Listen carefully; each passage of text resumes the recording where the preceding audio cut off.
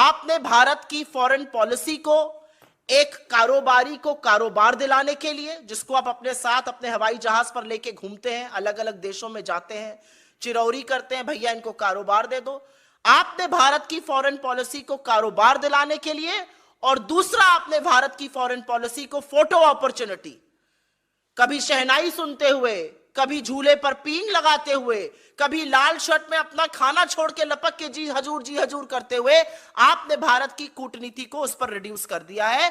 और इसी के कारण मैं कहती हूं कि आप भारत के सबसे ज्यादा फेल्ड फॉरेन मिनिस्टर हैं।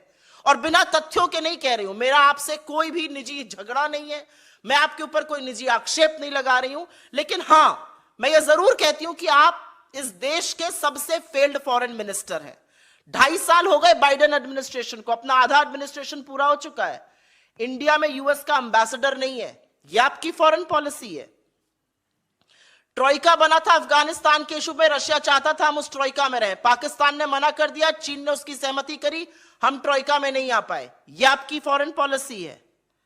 अगर आप ही की बात मैं मान लूं कि जो होता है इस देश में, जो भी गलत होता है वो इंटरनेशनल साजिश हो रही है, एक इंटरनेशनल कॉन्स्पिरेसी, अगर मैं आप ही की बात मान लूं तो आप क्या कर रहे हैं?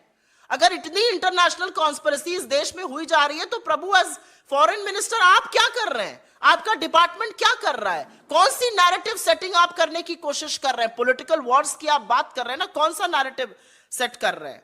और नेबरहुड की बात कर लीजिए, पाकिस्तान दौड़े दौड़े प्रधानमंत्री जाते हैं बिन बुलाए, बिरयानी सिवाई भगवान जाने क्या खाने। श्रीलंका में चीनी इंटरफेरेंस है, भूटान हमसे दूर हो गया है, बांग्लादेश ने चीन को कॉक्स बाजार में सबमरीन बेस बनाने को कह दिया है।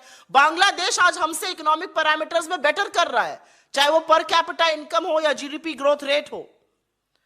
और ये जरूर बताइएगा फॉरेन मिनिस्टर,